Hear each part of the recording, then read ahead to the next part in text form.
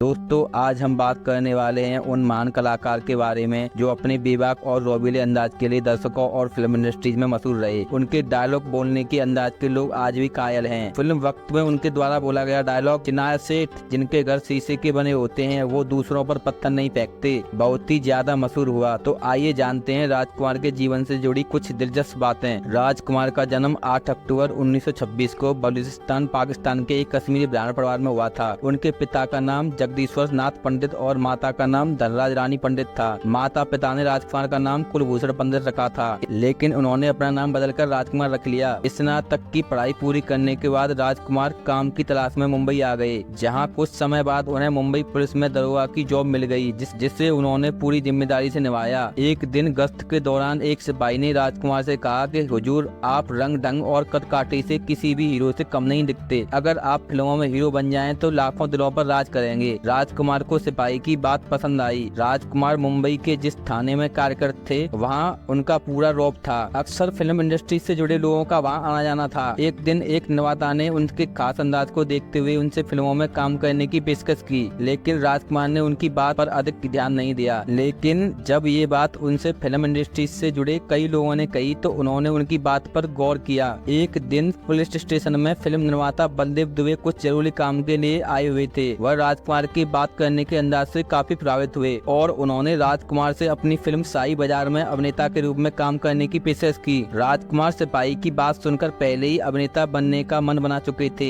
इसलिए उन्होंने तुरंत ही अपना सब इंस्पेक्टर की नौकरी से इस्तीफा दे दिया और निर्माता की पेशकश स्वीकार कर ली। शाही बाजार को बनने में काफी समय लग गया और राजकुमार को अपना जीवन यापन करना भी मुश्किल हो गया, इसलिए उन्होंने वर्ष 1952 में प्रदर्शित फिल्म रंगीला में एक छोटी सी भूमिका स्वीकार कर ली। यह फिल्म सिनेमाघरों में कब लगी और कब चली गई यह पता नहीं चला। इस बीच उनकी फिल्म शाही बाजार प्रदर्शित हुई, जो बॉक्स ऑफिस पर औंधे मुंह गिरी। शाही बाजार की असफलता के बाद राजकुमार के तमाम रिश्तेदार यह कहने लगे कि तुम्हारा चेहरा फिल्म के लिए उपयुक्त नहीं है और कुछ लोग कहने लगे कि तुम खलनायक बन सकते हो। वर्ष 1952 से 1957 तक राजकुमार फिल्म इंडस्ट्री में अपनी जगह बनाने के लिए संघर्ष करते रहे। रंगीला के बाद उन्हें जो भी भूमिका मिली राजकुमार उसे स्वीकार करते चले गए। इस बीच उन्होंने अनमोल, सारा, अवसर, घमंड, नीलमणि और कृष्ण सुदामा जैसी फिल्मों में अभिनय किया, लेकिन उनमें से कोई भी फिल्म बॉक्स ऑफिस पर सफल नहीं हुई। लेकिन उसके बाद साल 1957 में आई महबूब खान की फिल्म मदर इंडिया में राजकुमार गांव के एक किसान की छोटी सी भूमिका में दिखाई दिए। हालांकि यह फिल्म पूरी तरह अभिनेत्री नरगिस पर केंद्रित थी, फिर भी राजकुमार अपनी छोटी सी भूमिका से अपने अभिनय की छाप छोड़ने में कामयाब रहे। इस फिल्म में उनके दमदार अभिनय के लिए उन्हें अंतर्राष्ट्रीय पुरस्कार भी मिला और फिल्म की सफलता के बाद राजकुमार बतौर अभिनेता फिल्म इंडस्ट्री में स्थापित हो गए। वर्ष 1959 में प्रदर्शित फिल्म पैगाम में उनके सामने हिंदी फिल्म जगत के अभिनय सम्राट दिलीप कुमार थे, लेकिन राजकुमार ने यहाँ भी अपनी सशक्त भूमिका के जरिए दर्शकों की वाहवाही लूटने में कामयाब रहे। इसके बाद राजकुमार ने दिल अपना, पीत पराई, घराना, गोदान, दिल एक मंदिर जैसी फिल्मों में मिली कामयाबी के जरिए राजकुमार दर्शकों के बीच अपने अभिनय की दाग जमाते हुए ऐसी स्थिति में पहुंच गए जहां वह फिल्में अपनी भूमिका से स्वयं चुन सकते थे। वर्ष 1965 में प्रदर्शित फिल्म काजल की जबरदस्त कामयाबी के बाद राजकुमार ने बतौर अभिनेता अपनी अलग पहचान बना ली। 1965 में ही बी.आर. चोपड़ा की फिल्म वक्त में अपने लाजवाब अंदाज से दर्शकों का ध्यान अपनी ओर खींचने में सफल रहे। फिल्म वक्त में राजकुमार द्वारा बोला गया डायलॉग चिनाया सेठ जिनके घर शीशे के बने होते हैं वो दूसरों पे पत्थर नहीं फेंका करते दर्शकों के बीच काफी लोकप्रिय हुए। फिल्म वक्त की कामयाबी से राजकुमार शोहरत की बुलंदियों पर जा पहुंचे। उसके बाद राजकुमार ने कुदरत,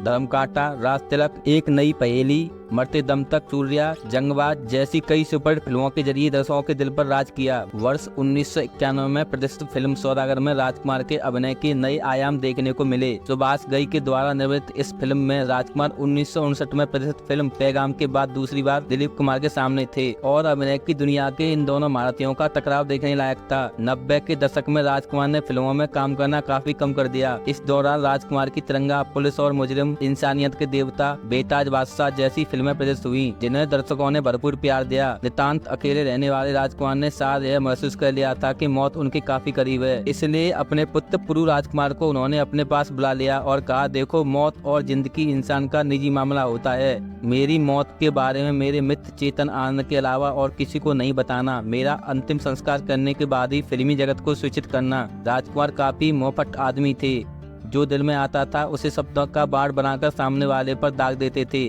ये बात तो सोचते ही नहीं थे कि सामने वाले को इसका बुरा लगेगा कि नहीं। एक फिल्म की शूटिंग के दौरान गोविंदा झकाझक शर्ट पहने हुए राजकुमार के साथ शूटिंग खत्म होने के बाद वक्त बिता रही थी। राजकुमार ने गोविंदा से कहा, यार तुम्हारी शर्ट बहुत शानदार है। गोविंदा इतने बड़े आर्टिस्ट की बात सुनकर बहुत खुश हो गई। उन्होंने कहा, सर आपको यह शर्ट पसंद आ रही है तो आप रख लीजिए। राजकुमार ने गोविंदा से शर्ट ले ली। गोविंदा खुश हुई कि राजकुमार उनकी शर्ट पहनेंगे। 2 दिन बाद गोविंदा ने देखा कि राजकुमार ने उस शर्ट का एक रुमाल बनाकर अपनी जेब में रखा हुआ था। एक बार एक पार्टी में संगीतकार बप्पी लहरी राजकुमार से मिले। अपनी आदत के मुताबिक बप्पी ढेर सारे सोने से लदे हुए थे। राजकुमार ने ऊपर से नीचे बप्पी लहरी को देखा और कहा, वाह शानदार, एक से एक गहने पहने हो, सिर्फ मंगलसूत्र की कमी रह गई है। बप्पी का मुंह खुला का खुला रह गया। जीनत अमान फिल्म इंडस्ट्री में फेमस हो गई थी।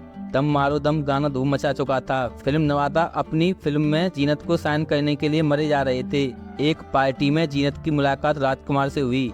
जीनत को लगा तारीफ के 2-4 शब्द राजकुमार जैसे कलाकार से सुनने को मिलेंगे। जीनत को राजकुमार ने देखा और कहा कि तुम इतनी सुंदर हो, फिल्मों में कोशिश क्यों नहीं करती। अब ये बात सुनकर जीनत का क्या हाल हुआ समझा ही जा सकता है। तो ऐसे थे राजकुमार। दोस्तों, हमारी जानकारी आपको अच्छी लगी हो तो वीडियो को लाइक करें, शेयर करें और चैनल को सब्सक्राइब करना बिल्कुल न भूलें, जिससे हमारे आने वाली वीडियो की नोटिफिकेशन आपको मिलती रहे। Thank you for watching.